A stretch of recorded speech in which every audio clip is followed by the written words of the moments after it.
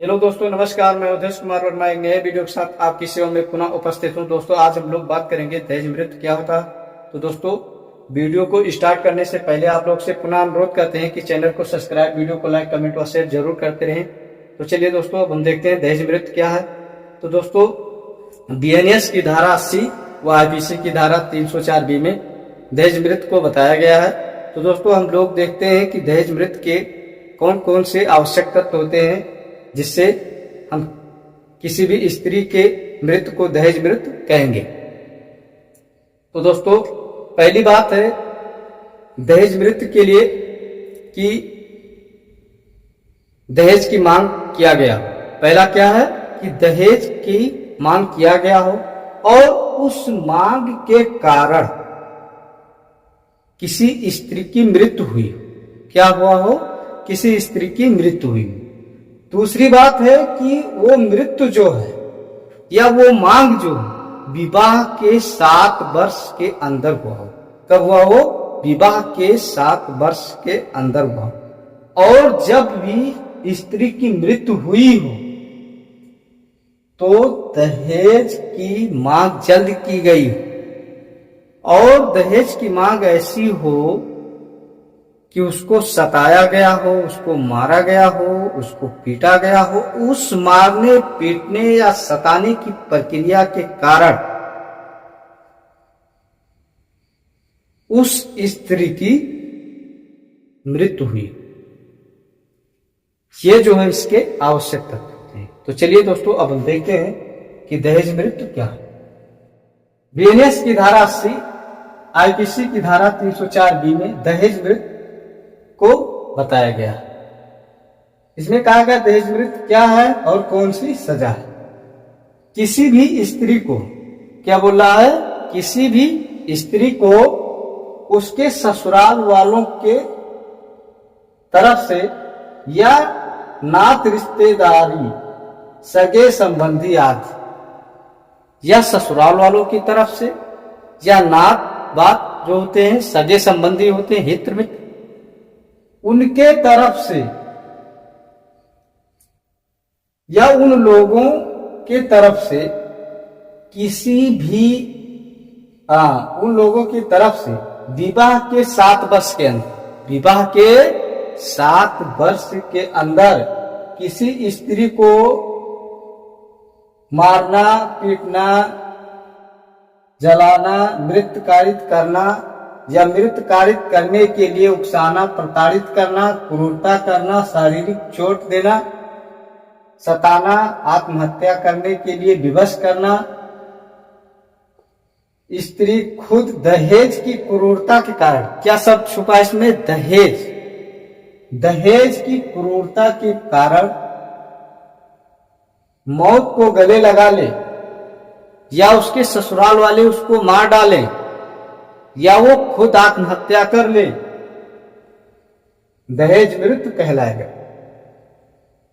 तो इसमें देखिए, पहली बात है कि किसी भी स्त्री को उसके ससुराल वालों की तरफ से, उसके सगे संबंधियों की तरफ से, उसके नात रिश्तेदारी की तरफ से दहेज को लेकर विवाह के 7 वर्ष के अंदर, विवाह के 7 वर्ष के अंदर दहेज की मांग को लेकर उसको मारना, पीटना, सताना, प्रताड़ित करना, और उस मारने, पीटने, सताने या प्रताड़ित करने की वजह से अगर कोई भी स्त्री जो कि विवाह के 7 वर्ष के अंदर वो आत्महत्या कर लेती है, या मारने, पीटने या सताते सताते उसके ससुराल वाले या नात बात जो है या उसके सगे संबंधी हैं उसको मार डालते हैं, या किसी भी तरीके से दहेज को लेकर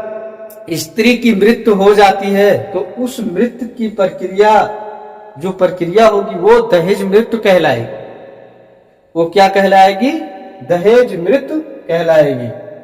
कुछ समान परिस्थितियां होती हैं जिनको छोड़ दिया जाए तो सभी मृत्यु जो है जिसमें दहेज मांगा गया हो, दहेज मृत्यु कहलाएगा।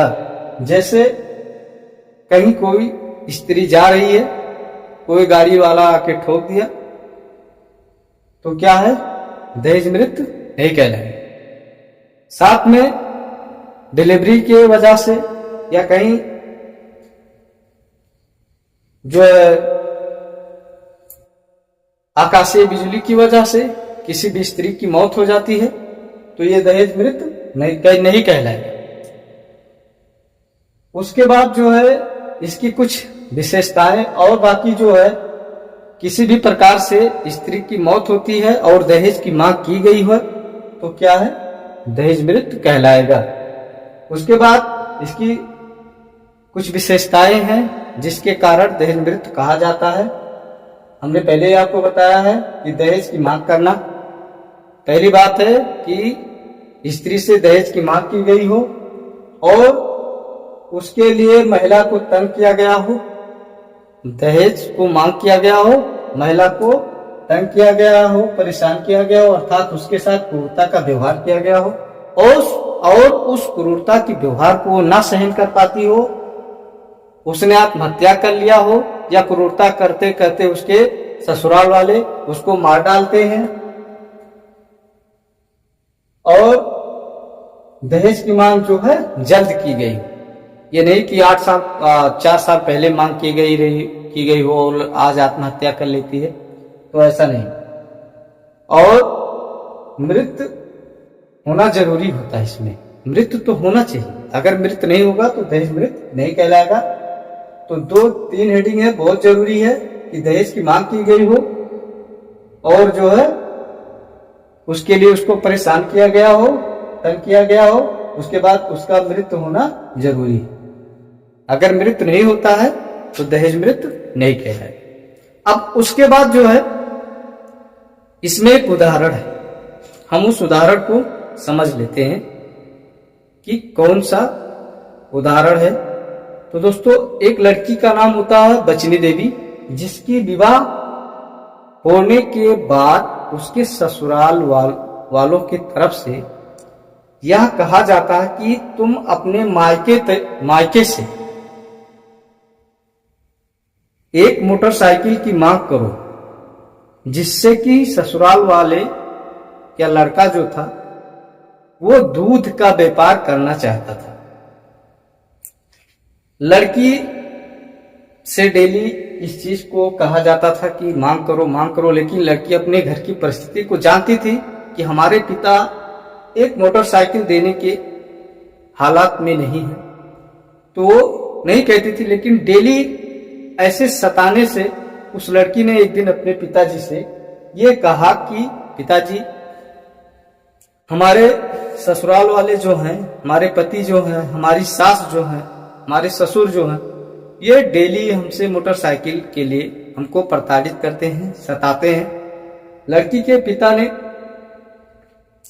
मोटरसाइकिल देने से मना कर दिया, क्योंकि उनकी स्थिति जो है ठीक नहीं थी। वो एक सामान्य रिक्शा चालक थे, उनकी और कोई आमदनी नहीं थी। तो इस वजह से उन्होंने मना कर दिया कि बेटा देखो, हम जो है मोटरसाइकिल नहीं दे पाएंगे। तो इस वजह से जब ये चीज उनके घर वालों को मालूम चला, उनके ससुराल वालों को मालूम चला कि इनके पिताजी मोटरसाइकिल नहीं दे पाएंगे, तो उसको डेली गाली देते थे, मारते थे, पीटते थे, सताते थे। तो यह मारने पीटने की और सताने की प्रक्रिया को बचनी देवी सहन न कर सकी। उसने जो है आत्महत्या कर ली। पंखे में जो उसका सीलिंग फैन था, उसमें जो है किसी प्रकार का रस्सी या कपड़े से बांध के उसने जो है आत्महत्या कर ली।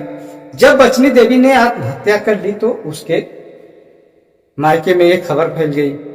उसके पिता को जब इस चीज की जानकारी मिली कि मेरी बेटी जो है आत्महत्या कर ली है दहेज को लेकर, तो उन्होंने पहले थाने में FIR करवा दिया।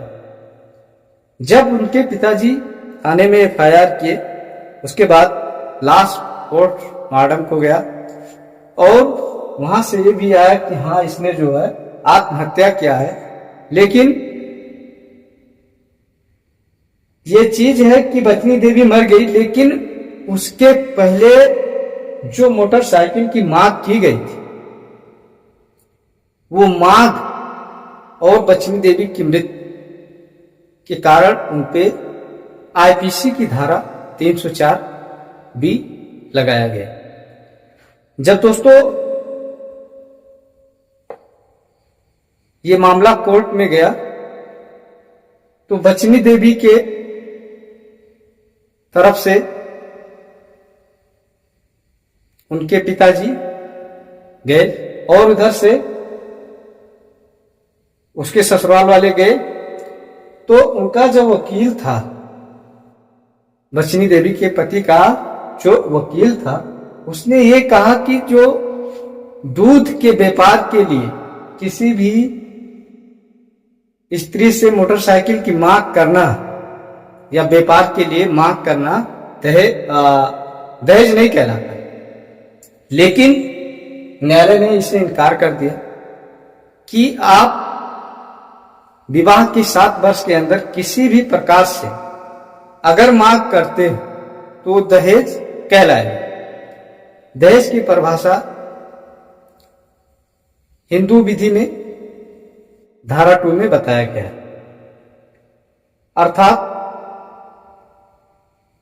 न्यायालय ने उनकी एक भी बात नहीं सुनी और उनपे दहेज मृत्यु का सजा सुनाया गया है। और दहेज मृत्यु में जो सजा होती है वो है 7 वर्ष से लेकर आजीवन कारावास। क्या होता है? 7 वर्ष से लेकर आजीवन कारावास तक इसमें सजा होती है। तो दहेज क्या होता है हम इसको भी समझ लेते हैं। किसी भी स्त्री से या उनके घर वालों से,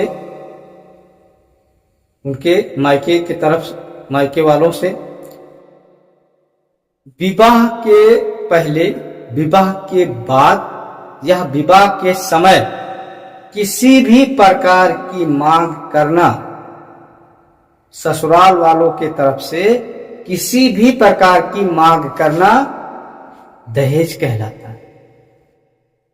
क्या कहलाता है? दहेज कहलाता है। अर्थात लड़के वालों के तरफ से लड़की वालों से किसी भी प्रकार की मुंह खोलकर मांगना कि हमें सीकर चाहिए, अंगूठी चाहिए, माला चाहिए, इतना पैसा चाहिए, गाड़ी चाहिए, ये सब क्या है? दहेज। ये सब क्या है? दहेज। लेकिन जब आपने डिमांड किया हो, आपने मांगा हो कि हमको ये चीज चाहिए, लेकिन वहीं पर अगर लड़की के तरफ से, लड़की वालों के तरफ से बिना मांगे हुए कुछ दिया जाता है तो क्या वो दहेज है? वो दहेज नहीं, वो गिफ्ट कहलाएगा, उपहार कहलाएगा। तो लड़की वालों के तरफ से लड़के पक्ष को 2 चीजें मिलती है। एक दहेज जो मांगा जाता है, दूसरा उपहार जो बिना मांगे दिया जाता है। लेकिन आपने जैसे ही मांग किया तो दहेज कहलाएगा।